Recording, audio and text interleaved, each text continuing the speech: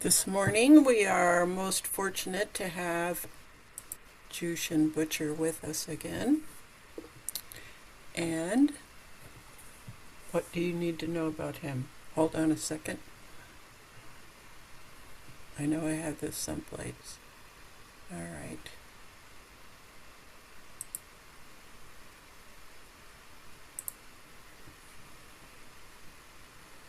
Well, I thought I did.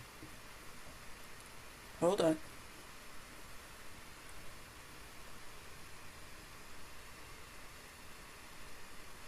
Well, don't hold on. Jushin is a student of Dokai's. He's given many talks. He's a transmitted teacher, and we're very glad to have him with us. And he's going to give a wonderful talk today for our enlightenment purposes. Take it away, Jushin. Good morning, and thank you. Good morning, everybody. I hope it's nice where you are. I see it's bright and shiny at Hokyoji. It's beautiful here today and on the Chop Tank River in Cambridge, Chesapeake Bay.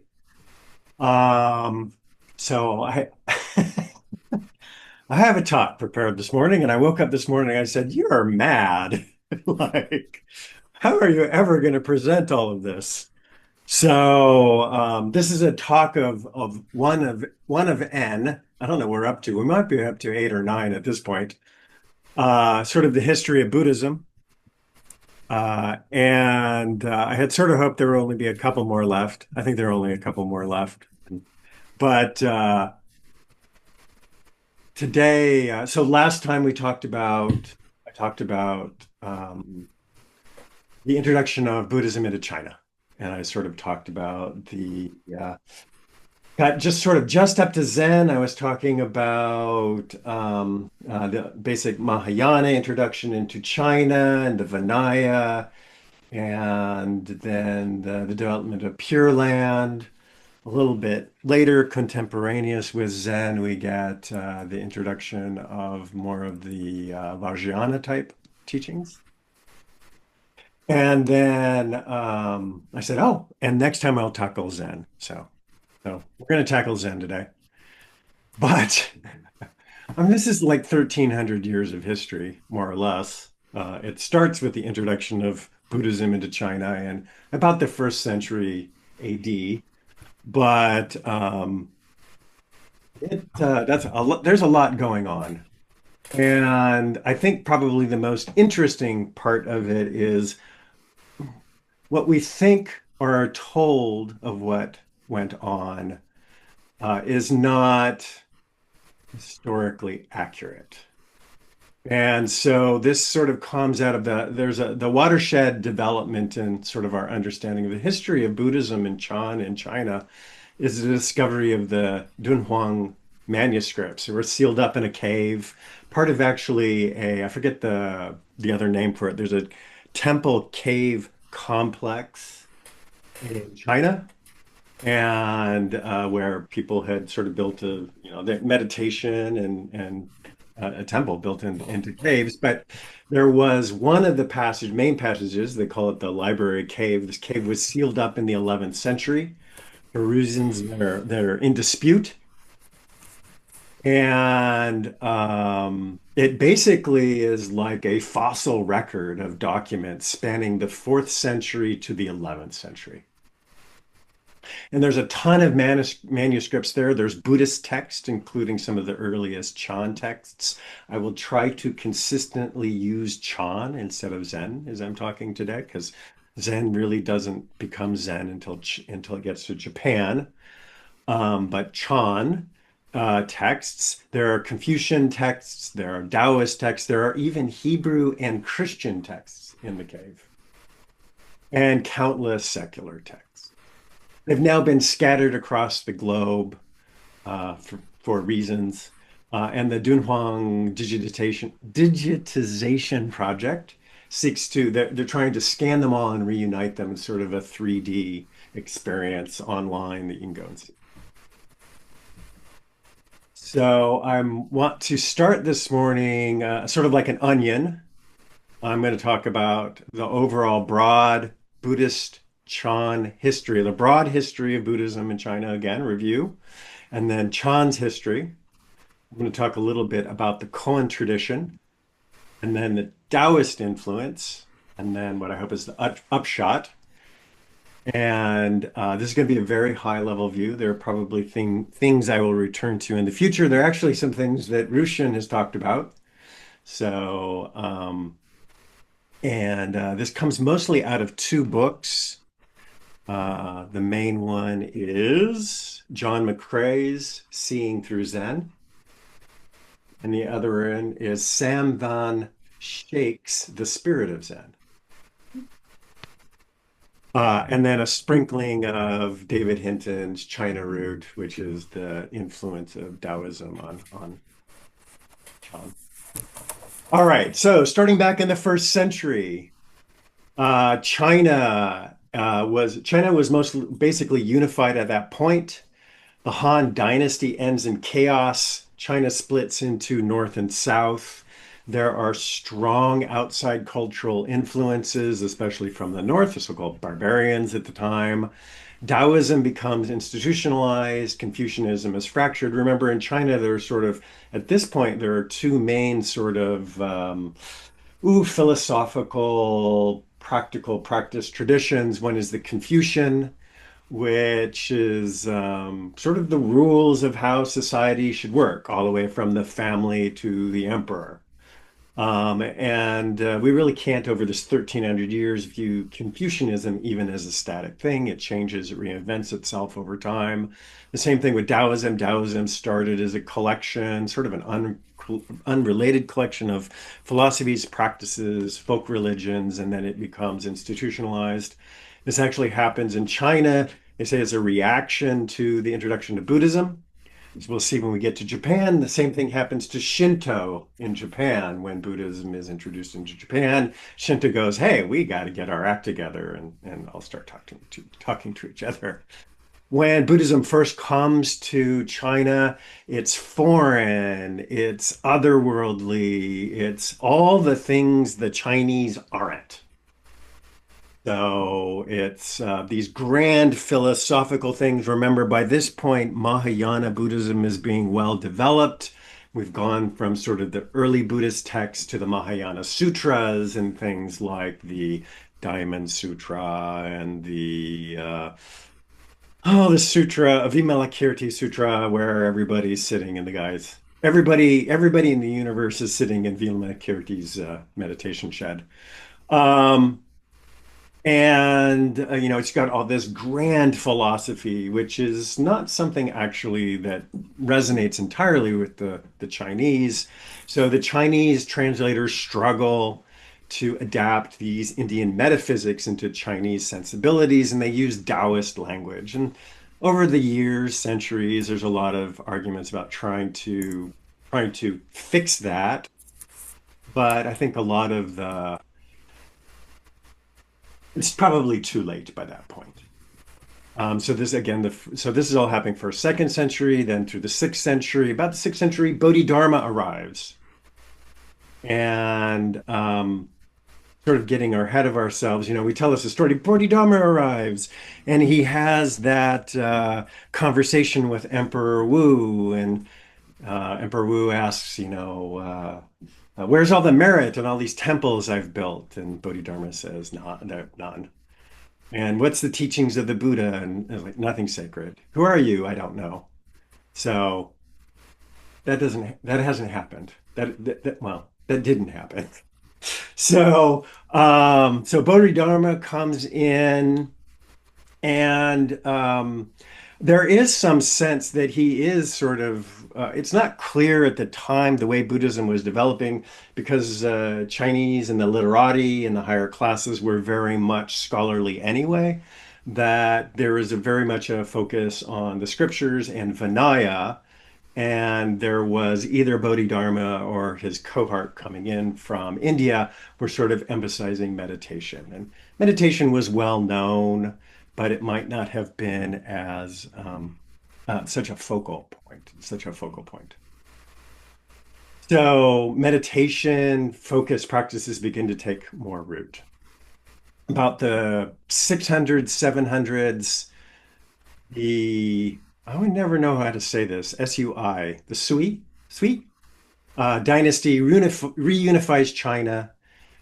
It's followed by the Tang dynasty. The Tang dynasty is strong, centralized, very cosmopolitan. And here we see the imperial patronage of Buddhism begins. Although there is sort of a favoring of Taoism as being a native religion, there's sort of the same thing happens in China that eventually happens in Japan, that Buddhism can never quite get rid of the stain of being foreign. So it's not a native religion. It didn't come from here. It came from somewhere else. In Buddhism itself, there's massive construction of monasteries, the rise of more translation projects, many different diverse schools of thought, and this is going to be a little contentious in a minute. um, Philosophies start to come into China. Uh, Tiantai, Huayan, Madhyamaka, Yogacara. But there's also political suspicion. And, we're talking about grand, like, what did we just do here? This is 120-ish years, 150 years. Remember, we just celebrated our 249th birthday of the United States. So some of these things we're talking about are having the spans of time of from George Washington to now. So when we say, the massive monastery constructions, like this is happening over 100-year period, but there's a lot of distrust among the different groups. And the groups generally are Buddhist, Taoist, and Confucian. Buddhism itself in China, which I'll get into in a minute, tends to be very ecumenical. And we only call it that because we tend to be parochial. To them, it was just Buddhism. And then we go, oh, they're ecumenical. And it's like, no, they were just Buddhist. You're parochial. So we tend to focus on single practices. And a lot of this is stuff we've inherited from Japan, actually, which will be the next Dharma talk. This is the time of the early Chan figures, Hongren, Shenju, Huineng. They begin to appear. There's no institutional Chan school. It's more like a philosophy tendency. And but they are starting to distinguish themselves as anti-textual. That's a direct, sudden, and they're competing rhetorically with other schools. In the late Tang period, this is the 700s and 800s, Tang dynasty is weakened by the Anlushan rebellion, which is almost, what is it, about 10 years. So this was I'm trying to remember the story. I think it's a Mongolian lieutenant of the emperor seizes power, tries to seize power, starts a rebellion. China is devastated. They think as many as two-thirds of the population died either directly or indirectly because of the rebellion. Two-thirds. And after this period, the government sort of reconstitutes itself. The Tang dynasty never returns to its former glory. There's resentment of the monasteries, especially the Buddhist monasteries. Remember, they are, when you become a monk, you pay. In fact, this was revenue for the government. You had to pay money that was in a token for the fact that you would be the rest of your life outside of the tax system. So you had to pay a lump sum to be ordained. About 845, Emperor Wuzong enacts the great anti-Buddhist persecution. Thousands of temples are destroyed. Monks are forcibly laicized and the land is confiscated. And so institutional Buddhism altogether fragments. Monks survive sort of local rural networks. I think this is also the time when the rakusus are invented. If I remember the story correctly, that they took their regular okeses, cut them up, put them on strings, and wore them inside their clothes, so that they internally were still sort of monks, even though they were forcibly laicized. Of the schools, Chan actually has they survived better in this period.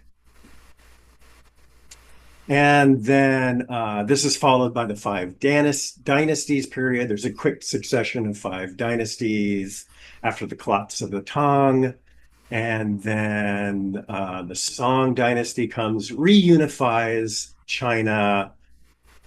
And the Song are actually supporters of Neo-Confucianism. But in the Tang dynasty, especially in the later Song dynasty and the later Song dynasty, there is a renaissance of Chan. It becomes a dominant force in Buddhism. This is where we get the lamp records, the transmission of the lamp, koan collections, and the monastic codes. So this is sort of a preview of sort of the just so story that we often hear. So the story we hear is that Bodhidharma came to China bringing Chan meditation. He spoke of a mind-to-mind transmission outside of scriptures. Scripture's bad. He appointed some single successor, Weike, and this creates a lineage that goes back to Shakyamuni and goes forward to the present day. Chan teachers are characterized by spontaneity, non-duality, simplicity, nonverbal teachings. They might shout at you, smack you upside the head, and you'll have enlightenment. This is almost entirely a fabrication of the Song dynasty. So all of this part of the story comes almost exactly at the end of Chan. So remember where I said that Buddhism was just Buddhism in China. But there were layers to this. So there was a single monastery in China, system in China. So it wasn't like Japan. And so you didn't have a Chan dynasty monastery. You didn't have a Pure Land monastery. You didn't have a Tiante monastery. You just had Buddhist monasteries. But what you had on top of that, it was a layer of administrators and monks, scholarly monks, who were sort of vying for attention with the emperor. So that, how do you get appointed to a position? How does the emperor assign you to a particular monastery? And of course, you want your Chan bros to be the heads of monasteries rather than those icky Pure Land people. So it's kind of like universities today, kind of, where like we have a university, we have Johns Hopkins and USC and other universities, and there's a physics department. But the individual professors may belong to different academic traditions, or the chair of the department may only want professors with their academic profession there, their academic tradition there. But all the students just learn physics.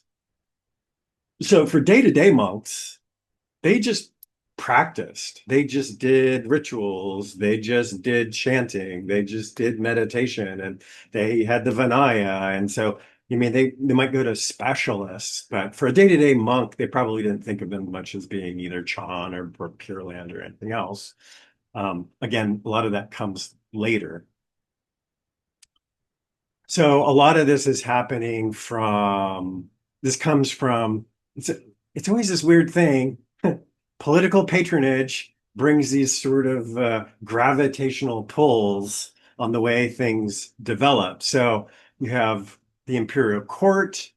So our lineage, Confucianists can trace their lineage to Confucius and his students and all the way back to Confucius. The Taoists ostensibly are tracing their roots back to Lao Tzu and some of the other authors. And for Buddhism in that cultural context, Buddhism needed to do the same thing if they were going to say, hey, look, we're attached to our tradition too. And so, in general, there was this tradition of trying, back to Shakyamuni Buddha, but in Chan, there was this, oh, yeah, we're with this group, this guy, and this guy, and this guy. And he was transmitted from Bodhidharma and then back to Shakyamuni. So, this was just a Chinese sort of cultural thing that sort of picked one so-called great teacher for each generation, and it was a retcon, so retroactive continuity in the Song period, where we start to talk about, well, how did we get here? Oh yeah, this guy taught this guy, taught this guy, taught this guy, taught this guy, all the way back to the Buddha.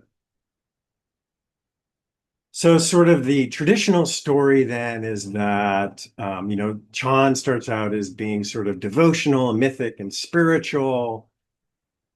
If you're looking at Von Sheikh, it's actually textual. So this is kind of the interesting thing, looking at the Dunhuang manuscripts. And Rushin just went over I'm going to blank on it. It's the two instructions in the four practices by Bodhidharma. It's very Indian. I mean, it's you can see sort of the roots of Zen in there, but it's part of a tradition that's coming out of the Mahayana that I talked about, where the Mahayana is seen as, well, I don't like this word, but book cults. And for Chan, it was basically the Lankavatara Sutra. So there's actually a text from the Dunhuang manuscripts called Masters of the Lanka, which tells a very different story of the progress from Bodhidharma to Huineng. The Platform Sutra. Oh, the other thing is, sort of in the Dunhuang manuscripts, there's an earlier version of the Platform Sutra that does not have the poetry contest between, I got to get the right ones, Shen Zhui and Hongren. No, Hongren was the Huineng. Hongren was our teacher. So the poetry contest. Remember the poetry contest where Hongren is going to appoint a successor, and he says, I want you to write a poem that describes your understanding of the Dharma. And Shen Zhui says, it's the body is the Bodhi tree, the mind the mirror bright. You got to polish it to keep the dust off. Not quite as poetic. And then Huineng comes in and says, no, there originally is no Bodhi tree or mirror, so where can there be dust? Paraphrasing. And so the poetry contest is not actually in there. And so it's kind of it's this interesting thing where in each generation, you can imagine this happening over 1,300 years. Every few hundred years, people sort of reconstituted what they thought had happened in the previous generation. So sort of the Tang scholars reconstituted what they thought Zen had been, Chan had been in the generations previous. And then the Song scholars reconstituted what had been before that. And that's mostly where we get our ideas about, a lot of our ideas in history about Chan is from the Records of the Lamp series and the koan collections that are actually not created until almost the very end, before sort of after the Song dynasty, there's another upheaval in Chinese politics, and Chan collapses. Most of Buddhism collapses. It hangs on, but it never quite recovers. So I do want to quickly then talk over and there's a couple. Let's see if I can get these. I'll just go on to so I think the most interesting development that's happening over this 1,300 years is koans. So they don't start out the way that we probably think they did. And I actually find this incredibly comforting. So I find this really comforting. So in the Masters of the Lanka, uh, there are no koans in the 8th century. So up to the 8th century, basically what there are is in these texts, there are suggested questions that teachers should ask students. And it's super interesting the way it was done because it was generally done after a period of meditation. And again, meditation may or may not have been what we think of shikantaza today. A lot of times there were visualizations, including things we might associate with Shingon, including uh, visualizations of the syllable ah in the heart. But you would do meditation, whatever that was for you at the time, and then you would end, and then the teacher would start asking questions. And there would be things that wouldn't entirely be unfamiliar to us. They would be like, you might point to a rock and say, "What is this?" Or the bell and point, "What is this?" Or if the bell had rung, they would ask, like, "When did the sound begin? When did the sound end?" They would also often be based on teachings. So they weren't riddles. There were answers you were supposed to give because it was basically like, "Hey, I just gave a teaching, and now I'm quizzing you. What's your understanding?" So, so those are sort of to the 8th century. 8th to the 9th century, they sort of start to become a little more style. Oh, and the other interesting thing through the 8th century is these would also appear in things like bodhisattva vow ceremonies. So you might be in a bodhisattva vow ceremony, and you wouldn't actually answer, it'd be more rhetorical, where just in the middle of the bodhisattva vow ceremony, as you're taking the vows, then it would be like something like, "What is the nature of mind?" And then the teacher might ring a clapper. And then it would just, which to my mind feels very Mahamudra Dzogchen, like pointing out instructions. And I think there's something there, but it's been lost to the eons. It's either convergent evolution or there was cross-pollination. And slowly over time, then the answers begin to get written. So the students' answers begin to get written down. So this is the 8th and the 9th century. They begin to get written down, and they're circulated, and then sort of the focus changes. Um, and they do start to become more riddle-ish, but not necessarily. So there's a famous koan that is, I'm trying to remember the first one. The student says, "What is the Buddha?" And the teacher says, "3 pounds of flax." And it's like, ooh, that's tricky. But 3 pounds of flax was how much cloth it took to make robes. So what he's really talking about is the Buddha's you. It's you've got the 3 pounds of flax robes. So some of them were sort of it's there are answers to them. It's trying to it's trying to point things out, but it's not, I don't know, tricky or riddle-ish per se. And then that starts to change, especially in the Song Dynasty. And that's what we get this strong rewriting and this reimagining, not a reimagining, but this sort of archetypical idea of the Tang Dynasty masters as being giving these spontaneous teachings, these spontaneous interactions, and that they were somehow written down. So they're not these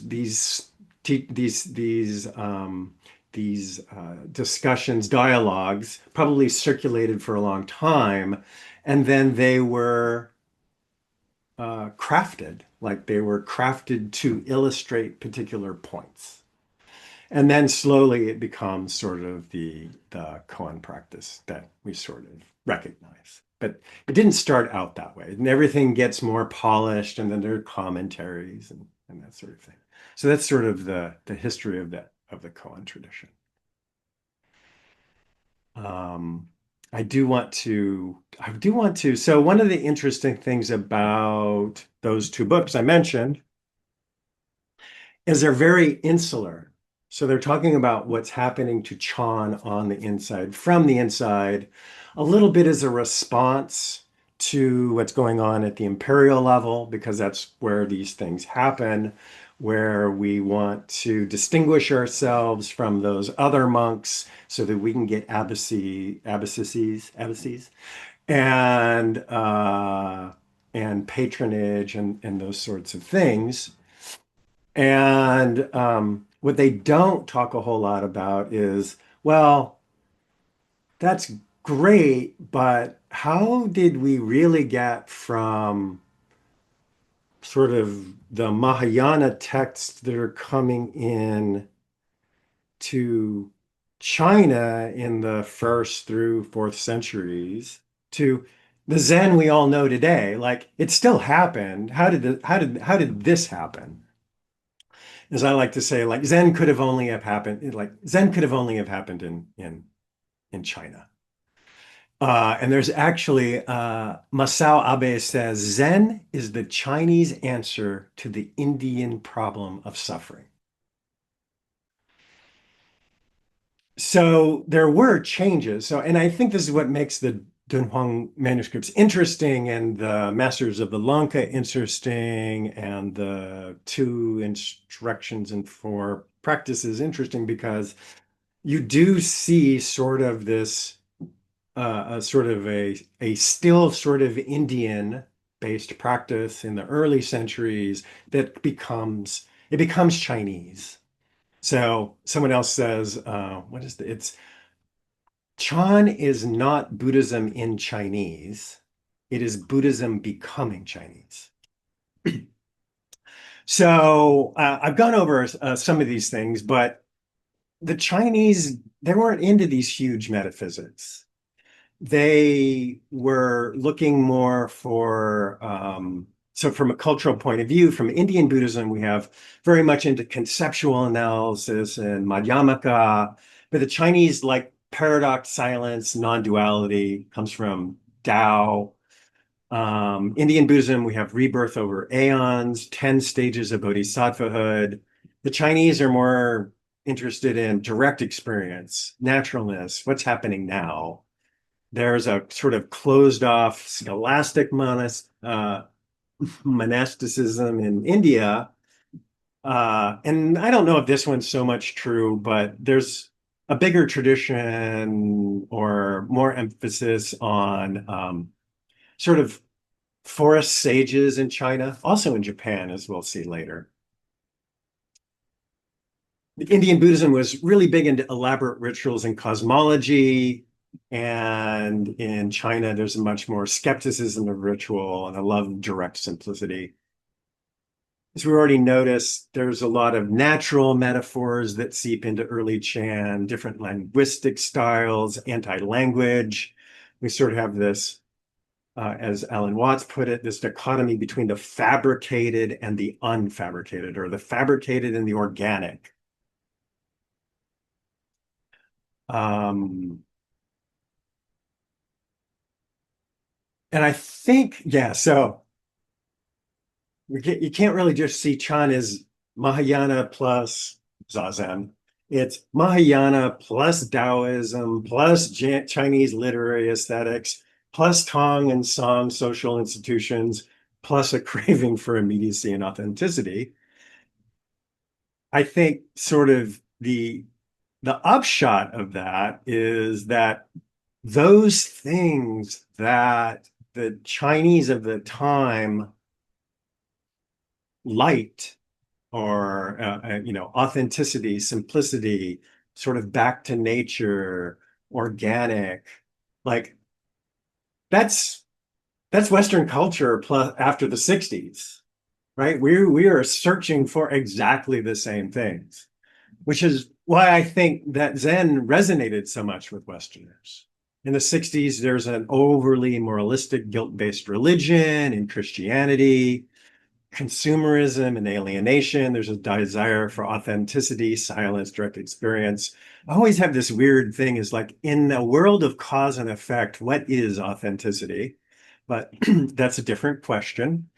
And eventually we'll get to the next time we will get to the Japanese sort of influences, but certainly there's a bigger emphasis and resonance in Westerners, I think, with the Tao-infused sense of calmness, nothing to attain, the iconoclastic joy of just this, poetry. There's sort of an embodied invitation to, as Brad Warner put it, to sit down and shut up and be whole. And I think these ultimately answer existential questions. How can I live with impermanence without being in despair? How can I wake up without hating this moment? And how do I do practice without grounding effort or guilt? Or can I even live with it? And I think the Taoist influence on Buddhism that became Chan, I think it answers these questions. And then I would only say that it's fine that these are just those stories, these histories. The phrase, you don't need to believe in the story to burn incense. So you can bow to Bodhidharma even if you know he might not have existed. Although I think the evidence now is on that he existed.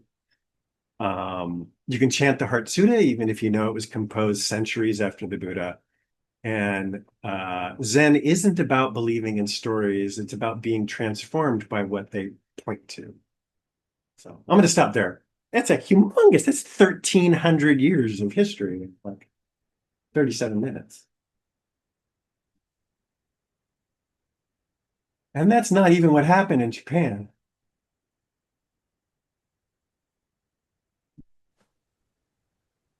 Hi. I knew I would hear from you. So I have 2 points. One Okay. is the begging takahatsu, which happens back again in China, wasn't acceptable in China. So people started growing their own crops to feed these monastic, communities. And I think that has a lot to do with Taoism and being close to nature and watching how things grow. And I think that there's a there's a great influence by growing things and being close to seeing how things grow and reflect the climate and the weather conditions and stuff. I think there's a lot going on there that's kind of basic to Chinese model and also basic to the human model. And the other thing is you left out the whole Shen Wei Yeah. Yeah. Zen evangelist. So the quick part of that story is that there was this very kind of ardent Zen evangelist who went around criticizing anybody who wrote anything down because we all know how paradoxical Zen language or Buddhist language is. So he could criticize anything. So people basically quit writing things down. And this had an unbelievable influence on the history of Buddhism in China. And it was McCrae was working on this. This was his last book he was working on when he died. And people are talking about publishing that book posthumously because this guy had such an influence. And you can see it as kind of Zen. You just quit writing things down. We're just going to do this. And this is the teaching now. So, Well, that's the thing. So he was also a student or a grand student of Hongren. He is responsible almost single-handedly for creating this idea of there having been a northern and southern school. yeah, In fact, there hadn't been.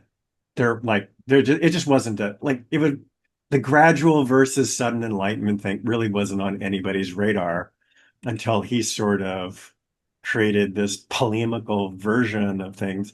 I think he was in charge of fundraising for like he had an appointment where he's in charge of fundraising for the imperial government, and he would give these huge talks. Like it was really him, not so much what Hui Nang that was giving these platform sutra type talks and drawing people because you would be like it was almost like I want to think of it as like revivals, tent revivals from the American experience, where he's like, yeah, everybody come and get bodhisattva vows. And yeah, become a monk or nun. Give me the gold bars to the government, and I'll ordain you as a monk or nun. And so, but part of his like, I don't know, fire and brimstone, his version of fire and brimstone was this northern southern school thing. Yeah. And he sort of he controlled the narrative, right? And we talk these days about people controlling narrative and spin. He controlled the spin. And the other thing McCrae points out, though, is this sort of idealized farmer monk in harmony with nature is actually kind of a later invention than we think it is. That's also kind of a Song Dynasty invention, that the Baizhang's monastic rules are actually rewritten much later than that. But it's just funny. But my favorite line of the thing is like, you don't have to believe the stories to burn the incense. Because it's like, what is it pointing to? But I do think it's a little funny. And you mentioned this in a previous talk. Like there'll be whole talks trying to justify why there's the Southern school to Northern school, or gradual versus sudden enlightenment. It's like, no, just let it go. That was somebody's idea. It's also interesting to me that these monasteries were housing different schools under the same roof. Yeah.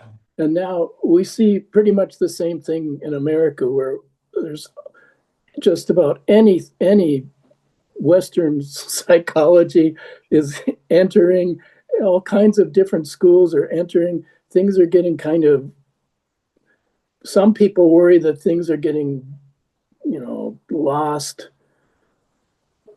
because there's so many things going on. But this is something that happens. You have this expansion, you have this contraction, you have expansion, contraction. It just goes on. So I know this kind of history doesn't, fascinate a lot of people, but I think it's fascinating, because to see how we got where we are, and to see that there's are these patterns that occur that throughout history. So I think in that regard, there's an interesting thing. So I'll come down a little bit on the traditionalist side on that point. Um, so there was I attended an online workshop about meditation a while ago. And someone made a really interesting point, and their analogy was actually to cocaine, which sounds far-fetched, but their comparison was the Western scientific point of view looked at coca and extracted the chemical and purified it. And then so you end up with cocaine in Coca-Cola. And then they compare that and then you end up with addiction and all these other problems. But in Peru, where you're at those higher elevations where coca is sort of deemed socially acceptable, first of all, you're chewing on the leaves and it's not in its purest form. And there are rituals and uh, social frameworks around the use of coca that prevent or at least mitigate. And so they likened the extraction of just meditation, just mindfulness, as the extraction of just the chemicals in coca. That once you remove it for the thing from these things, it can become a little dangerous. And in fact, what has happened, there's actually a meditation recovery, or it's a meditation emergency kit.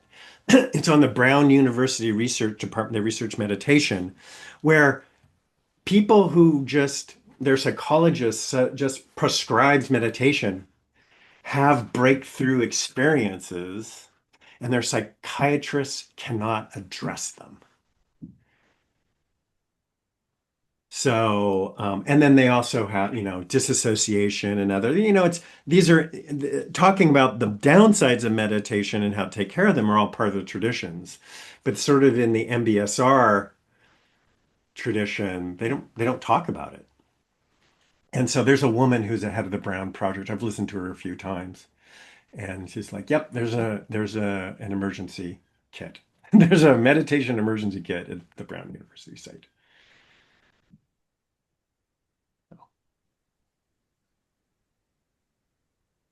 Anyone else? Hey, Mary. Hi, Jushin. Thanks very much. It's great to hear what I can absorb. Rudimentary, but it's really it's great. Thank you. I have a question, and it's about meditation. So, what is the history of meditation or contemplative, whatever you would call it, stillness, sitting in the religion of Confucianism or Taoism in China? How was that addressed? How, in Western society, it's as if nothing was really happening. I mean, you have contemplative prayer and such, but I'm really interested in meditation in like ancient China and yeah.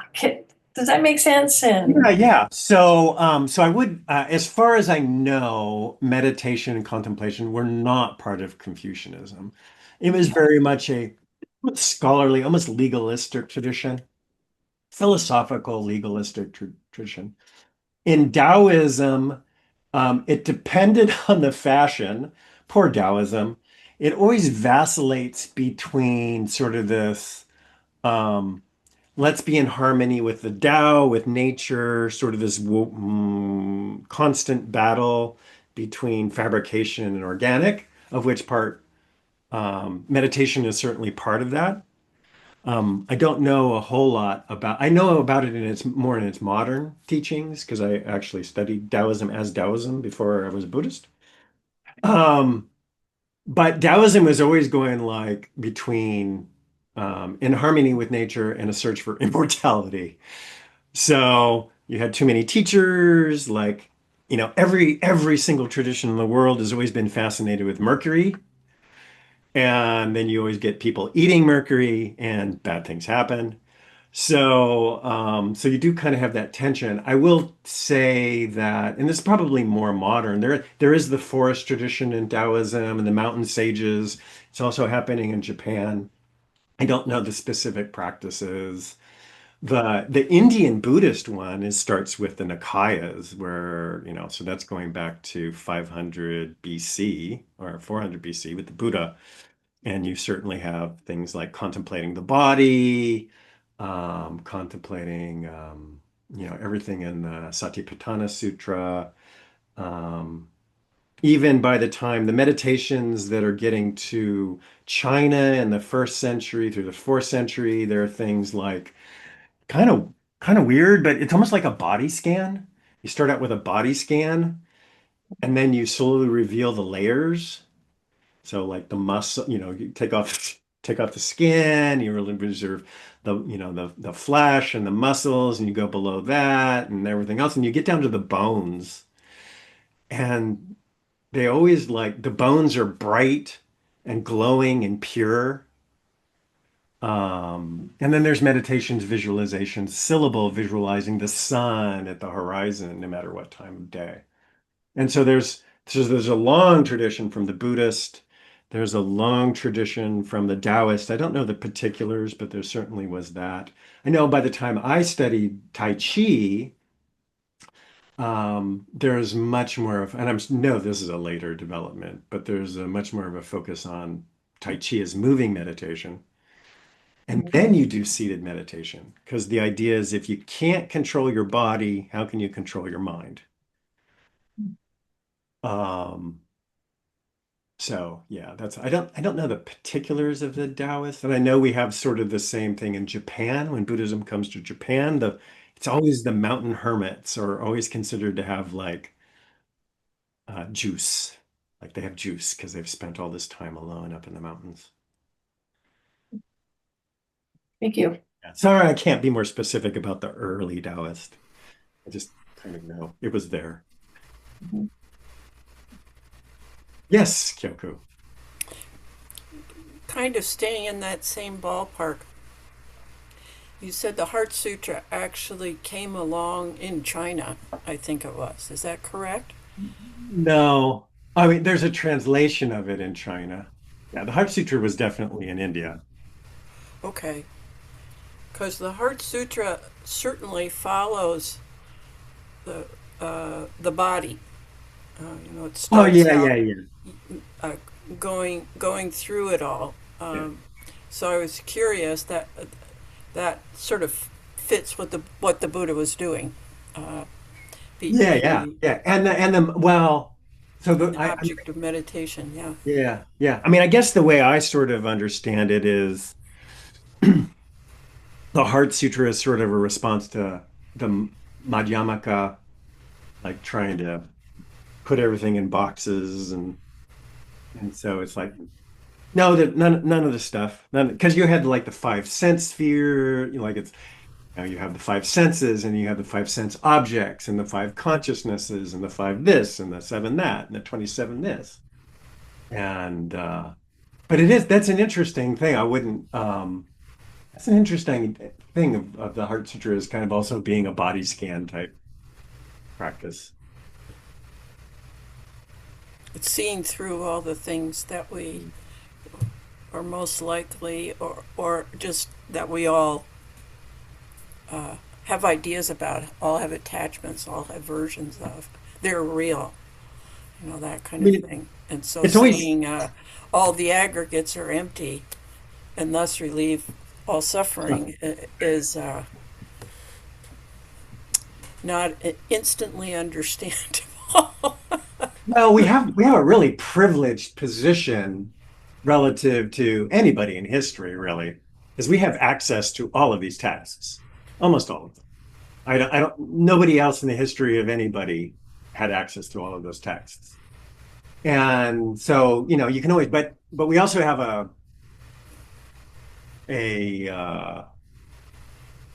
there's sort of we have to watch it because you can always go backwards and say, oh yeah, this connects to this connects to this connects to this.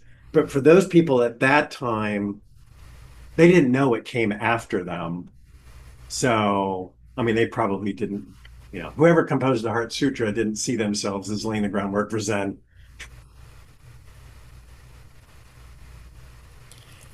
Well, I guess I always thought that it was one of the memory miracle people that would Oh, yeah. basically be able to recite all of Buddhist talks, whether that's true or not. Um, I think by that's that very time writing had been reinvented, so no, we were good again. well. I think it was invented during the Buddhist time, wasn't it? No, It's just that no. no, writing had been part of the Indus Valley civilization, and then it was lost. And it wasn't really rediscovered in India until about the first century BC, which is coincidentally then when Mahayana starts to arise. Interesting. Maybe coincidentally. Coincidentally. Well, I'll look forward to the next part. Yeah, well, finally, I hope that next one I'll go back What to the happened Dharma talk in something. What Japan? happened in Japan? Yeah, because Yeah. Japan it goes even more interesting.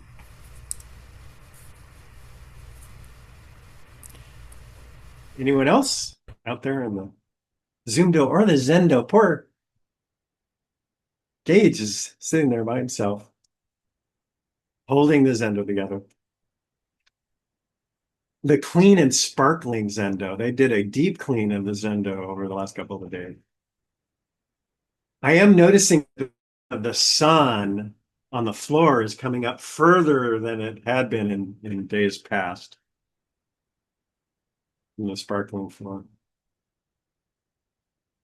But yeah, I think it's all sort of interesting because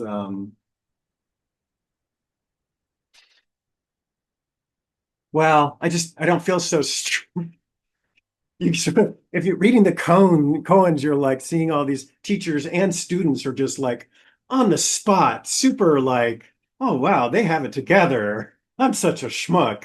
It's like, no, no, no, no, no. These have been edited for clarity. It's like, oh, okay. Edited for clarity. What does it say?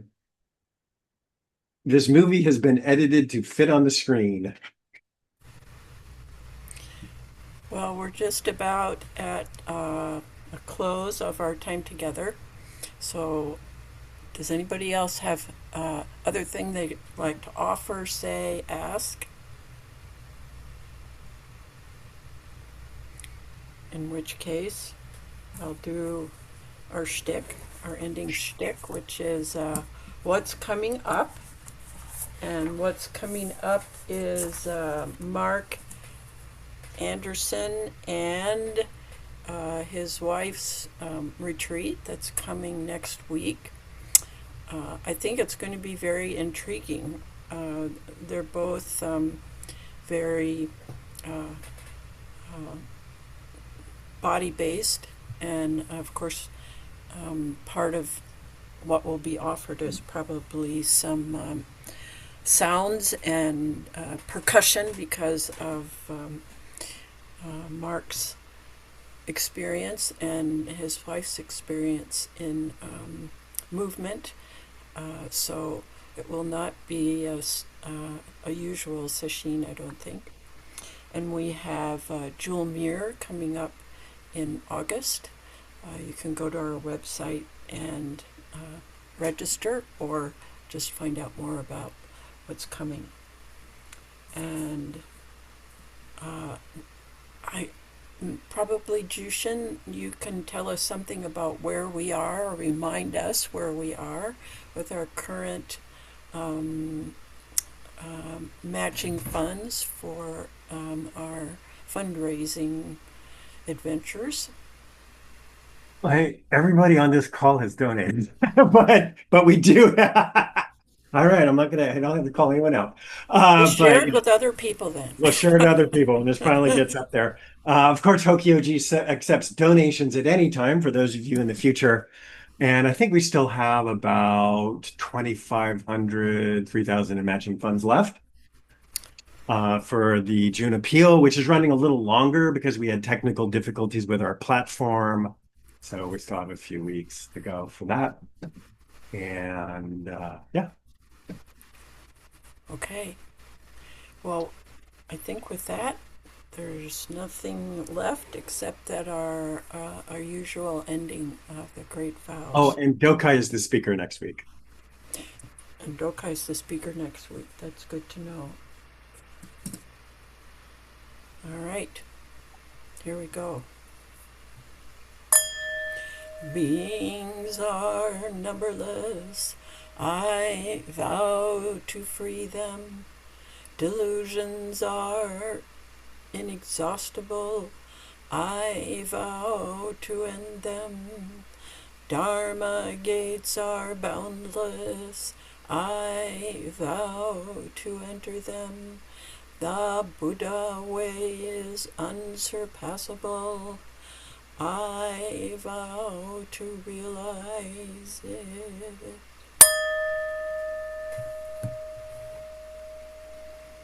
May your meditations or whatever you're using to penetrate the truth be rewarding and helpful. Or not rewarding. We all need practice with that. Yes. Yeah. Thank you. So long, Bye. everybody. Bye.